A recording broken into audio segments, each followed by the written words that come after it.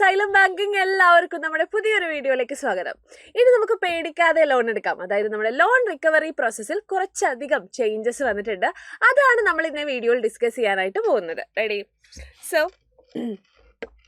Reserve Bank of India issues revised loan recovery and loan recovery agent regulation effective from October 2026. അപ്പോൾ October മാസം മുതൽ effective ആവാനായിട്ട് പോവുകയാണ്. Reserve bank of India issues loan recovery and recovery agent regulations. So October 1, 2026 മുതലാണ് ഈ ഒരു loan recovery and recovery agent റെഗുലേഷൻസിൽ വ്യത്യാസം വരാനായിട്ട് പോകുന്നത്. ഇത് എഫക്റ്റീവ് ആവുന്നത് ഒക്ടോബർ 1, 2026 പ്രകാരമാണ്. സോ നമുക്കറിയാം, ഇപ്പോൾ ലോൺ റിക്കവറി എന്ന് പറയുമ്പോൾ തന്നെ കുറേ ഗുണ്ടകൾ പോലത്തെ ആൾക്കാർ നമ്മുടെ വീട്ടിലേക്ക് വരുന്നു, എന്നിട്ട് നമ്മളെ ഭീഷണിപ്പെടുത്തി ലോൺ തിരിച്ചടപ്പിക്കുന്നു. അതാണ് നമ്മുടെ മനസ്സിലേക്ക് വരുന്ന പല സിനിമകളിലും ഒക്കെയായി നമ്മൾ കണ്ടിട്ട് നമ്മൾ പേടിച്ചിരിക്കുന്ന ഒരു സീനാണ് അല്ലേ. കുറേ ഗുണ്ടകൾ വരുന്നു, തിരിച്ചടക്കടാ ലോൺ എന്ന് പറയുന്നു, എന്നിട്ട് നമ്മൾ ലോൺ പേടിച്ച് നമ്മൾ എല്ലാ കാര്യങ്ങളും ഒന്നും ചെയ്യാൻ അറിയാതെ നമ്മളിങ്ങനെ പകച്ചു നിൽക്കുന്നു.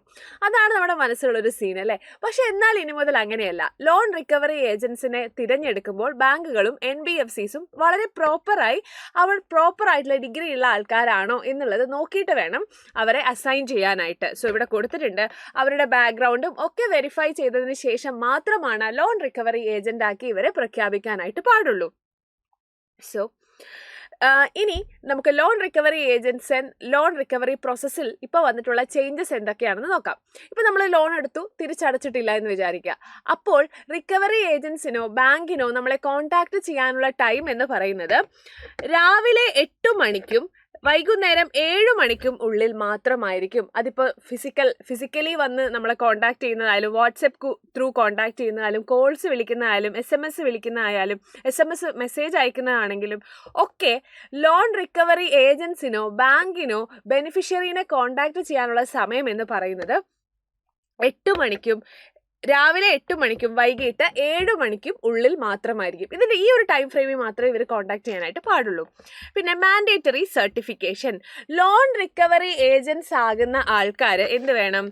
Financial institutions can only deploy recovery agents who have completed training and obtain certification from Indian institute of banking and finance. So ഈ ഒരു ലോൺ റിക്കവറി ഏജൻറ്റ്സ് ആക്കി പ്രഖ്യാപിക്കുന്ന ആൾക്കാർക്ക് എന്ത് വേണം? Indian institute of banking and finance or an affiliated institute, ഇവിടെ നിന്നുമുള്ള certification വളരെ ഇമ്പോർട്ടൻ്റ് ആണ്. ഓക്കെ, അപ്പോൾ ഇവർ ട്രെയിനിങ്ങും കംപ്ലീറ്റ് ചെയ്തിട്ടുണ്ടായിരിക്കണം. അത് കൂടാതെ തന്നെ Indian institute of banking and finance and or an affiliated ഇൻസ്റ്റിറ്റ്യൂട്ടിൽ നിന്നുമുള്ള സർട്ടിഫിക്കേഷൻ മാൻഡേറ്ററി ആണ്. അതായത് വെൽ എഡ്യൂക്കേറ്റഡ് ആയിട്ടുള്ള സാമാന്യ ബോധമുള്ള, അതായത് ഒരാളോട് എങ്ങനെ ബിഹേവ് ചെയ്യണമെന്നും എന്തൊക്കെ കാര്യങ്ങളാണ് അവരെ പറഞ്ഞു മനസ്സിലാക്കേണ്ടത്, ഇങ്ങനെ വളരെ പ്രോപ്പർ ആയിട്ടുള്ള രീതിയിൽ മാത്രമാണ് ലോൺ റിക്കവറി ഏജൻസിന് ബെനിഫിഷ്യറീസിനെ, അതായത് ലോൺ എടുത്തിട്ടുള്ള ആൾക്കാരെ സമീപിക്കാനായിട്ട് പാടുള്ളൂ. വെൽ എഡ്യൂക്കേറ്റഡ് ആയിട്ടുള്ള ആൾക്കാരായിരിക്കും ലോൺ റിക്കവറി ഏജൻസ് ആയിട്ട് വരുന്നത്. നെക്സ്റ്റ്, പിന്നെ ഒരിക്കലും എന്ത് ചെയ്യാൻ പാടില്ല? ലോൺ റിക്കവറി ഏജൻസിന് ഇപ്പോൾ ലോൺ എടുത്തിട്ടുള്ള ആൾക്കാരുടെ വീട്ടുകാരെയോ അയൽക്കാരെയോ ഫ്രണ്ട്സിനെയോ ഒന്നും കോൺടാക്ട് ചെയ്യാനോ പാടുള്ളതല്ല. അതായത് ലോൺ റിക്കവറിക്ക് അവരുടെ വീട്ടിൽ പോയതിന് ശേഷം അയ്യോ അറിഞ്ഞോ ഇയാൾ ലോൺ എടുത്തിട്ട് തിരിച്ചടച്ചിട്ടില്ല, ഇയാൾ ഇങ്ങനെയാണ് അങ്ങനെയാണ്, ഇയാൾ പ്രശ്നക്കാരനാണ്, ലോൺ എടുത്തിട്ട് തിരിച്ചടച്ചിട്ടില്ല എന്ന് പറഞ്ഞിട്ട് ഡീഫെയിം ചെയ്യാനായിട്ട് പാടില്ല. So agents are strictly prohibited ബോറോവേഴ്സിൻ്റെ റിലേറ്റീവ്സിനെയോ ഫ്രണ്ട്സിനെയോ കൊളീഗ്സിനെയോ നെയ്ബേഴ്സിനെയോ അല്ലെങ്കിൽ അങ്ങനെ കംപ്ലീറ്റ് ഒരു സോഷ്യൽ പ്രഷറിലാക്കി അവരെ മാനസികമായി ബുദ്ധിമുട്ടിച്ച് ലോൺ റിക്കവറി ചെയ്യിക്കാനായിട്ട് പാടില്ല എന്നുള്ളതാണ് പറയുന്നത്. നെക്സ്റ്റ്, ഹാർഷ് മെത്തേഡ്സ്, അതായത് ത്രെട്ടനിങ് കോൾസ്, നിങ്ങൾ ലോൺ തിരിച്ചടച്ചില്ലെങ്കിൽ നിങ്ങളെ കൊന്നുകളയും, അതേപോലെയുള്ള ത്രെട്ടനിങ് കോൾസോ അല്ലെങ്കിൽ ഞങ്ങൾ ഇങ്ങനെ ഗുണ്ടകളെ വിട്ട് അടുപ്പിക്കും, അങ്ങനെയുള്ള രീതിയിലുള്ള യാതൊരുവിധ ത്രെട്ടനിങ് കോൾസും എന്ത് ചെയ്യാൻ പാടില്ല? കൊടുക്കാനായിട്ട് പാടില്ല. അബ്യൂസീവ് ലാംഗ്വേജ്, ചീത്ത വിളിക്കാനൊന്നും പാടില്ല എന്നാണ് പറയുന്നത്. പിന്നെ സോഷ്യൽ മീഡിയയിൽ ഫോട്ടോ ഇട്ടിട്ട് ഇയാൾ ഇന്ന ബാങ്കിൽ നിന്നും ലോൺ എടുത്തിട്ട് തിരിച്ചടച്ചിട്ടില്ല, വളരെ മോശപ്പെട്ട ആളാണ് ഇയാൾ എന്ന് പറഞ്ഞ് സോഷ്യൽ മീഡിയ സൈറ്റുകളിലിട്ട് ഇയാളെ ഡീഫെയിം ചെയ്യാനും പാടുള്ളതല്ല. അതായത് ഹാഷ് മെത്തേഡ് ഉപയോഗിച്ച് ഒരാളെ ഡീഫെയിം ചെയ്യുന്ന രീതിയിലുള്ള യാതൊരുവിധ ആക്ടിവിറ്റീസും ചെയ്യാനായിട്ട് പാടില്ല. പിന്നെ എന്ത് വേണം? Banks must send formal notice, അതായത് ഇമെയിൽ ഓർ SMS വഴി ബോറോവറിന് നമ്മൾ എന്ത് ചെയ്യണം? നിങ്ങൾ ലോൺ തിരിച്ചടച്ചിട്ടില്ല, ഇത്ര ദിവസത്തിനുള്ളിൽ അടയ്ക്കണം എന്നുള്ള ഒരു അല്ലെങ്കിൽ നമ്മളെ ഒരു bank must send a formal notice of assignment via email or SMS to the borrower before deploying an agency. അതായത് നമ്മൾ നമ്മൾ ലോൺ റിക്കവറി പ്രോസസ്സിന് വേണ്ടി ഒരു ഏജൻസിനെ ഏൽപ്പിക്കുന്നുണ്ട്, അല്ലെങ്കിൽ നിങ്ങളെ വീട്ടിലേക്ക് അവർ അപ്രോച്ച് ചെയ്യും എന്നുള്ള കാര്യം SMS വഴി ബാങ്കുകൾ എന്ത് ചെയ്തിരിക്കണം, ബോറോവറിനെ അറിയിച്ചിരിക്കണം. സോ ഏജൻസി എന്ത് ചെയ്യണം, വാലിഡ് ബാങ്ക് ID കാർഡ് ഉണ്ടായിരിക്കണം, ബാങ്കുകൾ ഓതറൈസ് ചെയ്ത ഓതറൈസേഷൻ ലെറ്റർ ഉണ്ടായിരിക്കണം. എപ്പോൾ, അതായത് വീട്ടിൽ ഫിസിക്കൽ വിസിറ്റിന് പോകുന്ന സമയത്ത്. Mandatory call recording. Regulated entities are required to keep a complete record of communication logs. അതായത് റിക്കവറി ഏജൻസും ബോറോവറും തമ്മിലുള്ള, ലോൺ എടുത്ത ആളും തമ്മിലുള്ള കംപ്ലീറ്റ് വോയിസ് റെക്കോർഡ്സ് മാൻഡേറ്ററി ആയിട്ട് കീപ്പ് ചെയ്തിട്ടുണ്ടാവണം എന്നാണ് പറയുന്നത്. അറ്റ്ലീസ്റ്റ് 6 മന്തിലേക്കെങ്കിലും RBI ഗൈഡ്ലൈൻസ് പ്രകാരം കംപ്ലീറ്റ് കോൾ റെക്കോർഡ് ചെയ്തിട്ടുണ്ടാവണം. കംപ്ലീറ്റ് കോള് 6 മന്തിലേക്കെങ്കിലും കംപ്ലീറ്റ് കോൾ ലോഗ് കീപ്പ് ചെയ്തിട്ടുണ്ടാവണം എന്നാണ് പറയുന്നത്. Next,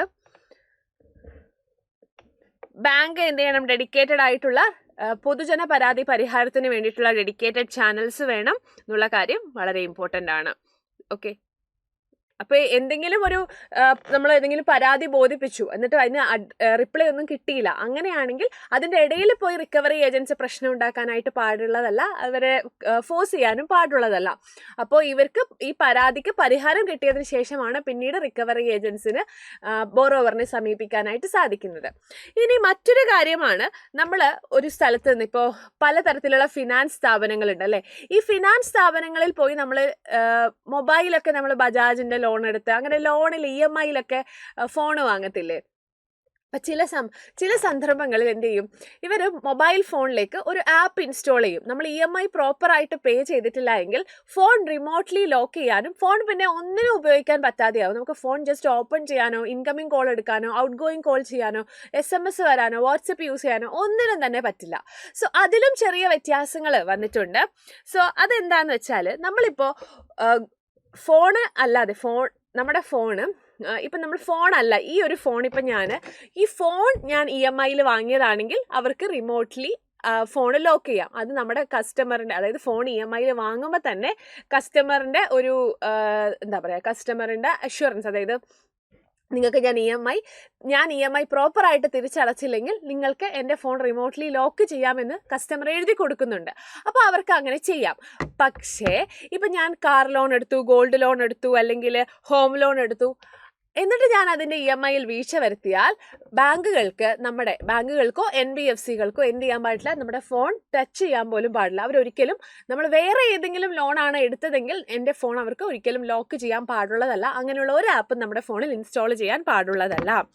okay, restrictions can only B deployed if loan was taken. അതായത് ഈ സ്പെസിഫിക് മൊബൈൽ ഫോൺ വാങ്ങിക്കാൻ ഞാൻ ലോൺ എടുത്തതാണെങ്കിൽ എൻ്റെ ഫോൺ റിമോട്ട്ലി ലോക്ക് ചെയ്യാനുള്ള അധികാരമുണ്ട്. പക്ഷേ എന്താണ് അതിൽ പറയുന്നത് എന്താണെന്ന് വെച്ച് കഴിഞ്ഞാൽ, നമ്മൾ എഴുതി കൊടുക്കണം, ആദ്യം നമ്മുടെ കൺസെൻറ്റോട് കൂടിയാണ് ഇവർക്കത് ചെയ്യാനായിട്ട് സാധിക്കുള്ളൂ. Okay, the loan contract must explicitly state that tech based restriction mechanism can be used in case of default. അതായത് നമ്മൾ ഓൾറെഡി കൺസെൻറ്റ് പ്രൊവൈഡ് ചെയ്യുന്നുണ്ട് ലോൺ എടുക്കുന്ന സമയത്ത്, EMIയിൽ വാങ്ങുന്ന സമയത്ത്, അപ്പോൾ അവർക്കത് ചെയ്യാം. പക്ഷേ ഡിവൈസ് കനോട്ട് ബി റെസ്ട്രിക്റ്റഡ്. അതായത് ലോണിൻ്റെ EMI എന്ന് യൂസ് ചെയ്യാം കേട്ടോ. EMIൻ്റെ ഒരടവ് 1 മാസം ഇല്ലാതായിപ്പോയി, 1 മാസം നമുക്ക് അടക്കാൻ പറ്റിയില്ല, അപ്പോൾ തന്നെ ഫോൺ ലോക്ക് ചെയ്യാൻ പാടില്ല. ഒരു 90 ദിവസം നമ്മൾ EMI മുടങ്ങി കിടന്നാലാണ് നമ്മുടെ ഫോൺ ലോക്ക് ചെയ്യാനുള്ള അധികാരം ഇവർക്ക് കൺസെൻറ്റ് ഉണ്ടായിരിക്കുന്നതുള്ളൂ. അപ്പോൾ എന്ത് വേണം, before the lender can restrict A financed device they must execute. അതായത് ഈ 90 ദിവസം ഫോണ് നമ്മൾ EMIയിൽ വാങ്ങിച്ച ഫോണിൻ്റെ EMI മുടങ്ങിപ്പോയാലാണ് ഫോൺ റിമോട്ട്ലി ലോക്ക് ചെയ്യാനായിട്ട് സാധിക്കുള്ളൂ. അതിനെന്ത് വേണം, നോട്ടീസുകൾ അയക്കണം. ആദ്യത്തെ 60 ദിവസം മിസ്സാവുമ്പോഴാണ് ആദ്യത്തെ നോട്ടീസ് വരുന്നത്. ഓക്കെ, ഏകദേശം 21 ദിവസം, ആദ്യത്തെ 60 ദിവസം EMI മിസ്സായാൽ ഒരു നോട്ടീസ് വരും, നിങ്ങളുടെ ഫോണിൻ്റെ EMI ഇത്ര ദിവസം മിസ്സായിട്ടുണ്ട്, നിങ്ങൾ പെട്ടെന്ന് തന്നെ തിരിച്ചടക്കണം എന്ന്. സോ നമുക്കൊരു 21 ഡേയ്സ് കിട്ടും അത് തിരിച്ചടയ്ക്കാനായിട്ട്. പിന്നെ സെക്കൻഡ് നോട്ടീസ് വരും. സെക്കൻഡ് നോട്ടീസിൽ പറയുന്നത് ഫസ്റ്റ് നോട്ടീസ് എക്സ്പയർ ആയി കഴിഞ്ഞാലാണ് സെക്കൻഡ് നോട്ടീസ് വരുന്നത്. അതിലൊരു 7 ഡേ വിൻഡോ ആണ് കൊടുക്കുന്നത്. ഓക്കെ, ഈ ഒരു നമ്മൾ വീഴ്ച വരുത്തിയിട്ടുള്ള EMI അടയ്ക്കാനായിട്ട് ഒരു 7 ഡേ വിൻഡോ ആണ് കൊടുക്കുന്നത്. കൊടുക്കുന്നത്. അതിലും നമ്മൾ റീപേ ചെയ്തിട്ടില്ലെങ്കിലാണ് ഫോൺ റിമോട്ട്ലി ലോക്ക് ആവുന്നുള്ളൂ എന്നുള്ള കാര്യം ആലോചിക്കാം. പിന്നെ കംപ്ലീറ്റ്ലി ലോക്ക് ചെയ്യാൻ പാടില്ല. അതായത് ആദ്യമൊക്കെ എങ്ങനെയാണെന്ന് വെച്ചാൽ കംപ്ലീറ്റ്ലി ലോക്കായി പോകും, നമുക്ക് ഫോൺ ഇങ്ങനെ ഓൺ ചെയ്യാൻ പോലും സാധിക്കില്ല. പക്ഷെ ഇപ്പം എങ്ങനെയാണ്, അങ്ങനെ ചെയ്യാൻ പാടില്ല. എസെൻഷ്യൽ ആയിട്ടുള്ള incoming call, internet access, emergency features, പിന്നെ ഗവൺമെന്റിന്റെ പബ്ലിക് സേഫ്റ്റി നോട്ടിഫിക്കേഷൻസ്, ഇതൊക്കെ വരും. ബാക്കിയുള്ള കാര്യങ്ങളൊക്കെ റെസ്ട്രിക്റ്റഡ് ആയിരിക്കും. പിന്നെ നമ്മൾ ഫോൺ റിമോട്ട്ലി ലോക്ക് ചെയ്തു എന്ന് വിചാരിച്ച് ലെൻഡറിന് ഒരിക്കലും നമ്മുടെ ഫോണിലുള്ള പേഴ്സണൽ ഡാറ്റാസോ കാര്യങ്ങളോ ഒന്നും തന്നെ ആക്സസ് ചെയ്യാനും സാധിക്കുന്നതല്ല. പിന്നെ ഇപ്പോൾ ലോൺ എന്നിട്ട് നമ്മൾ തിരിച്ചടച്ചു കഴിഞ്ഞാൽ 1 hourനുള്ളിൽ ഫോൺ പഴയ രീതിയിൽ ആയിരിക്കണം. 1 hour റിവേഴ്സൽ റൂളാണ്. Once a borrower clears the outstanding due restricted, അതായത് ഔട്ട്സ്റ്റാൻഡിംഗ് ഡ്യൂസ് റിവേഴ്സ് ചെയ്ത് കഴിഞ്ഞാൽ, പ്രോപ്പറായിട്ട് അടച്ചു കഴിഞ്ഞാൽ എന്ത് ചെയ്യണം, 1 hourനുള്ളിൽ ഫോൺ പഴയ പോലെ നമുക്ക് യൂസ് ചെയ്യാൻ പറ്റുന്ന രീതിയിൽ ആയിരിക്കണം.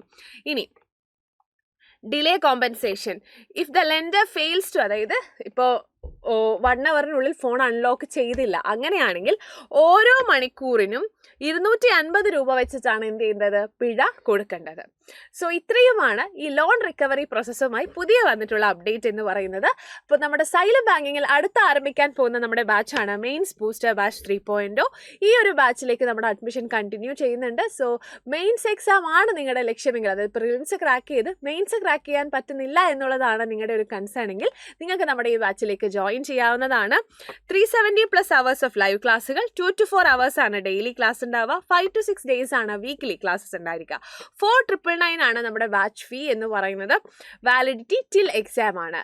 സോ ഇത്രയും കാര്യങ്ങളാണ് ഇന്നത്തെ വീഡിയോയിൽ നമ്മൾ ഡിസ്കസ് ചെയ്യുന്നത്. സോ ബാക്കി നമുക്ക് നെക്സ്റ്റ് വീഡിയോയിൽ കാണാം. സോ എല്ലാവർക്കും thank you and bye, see U.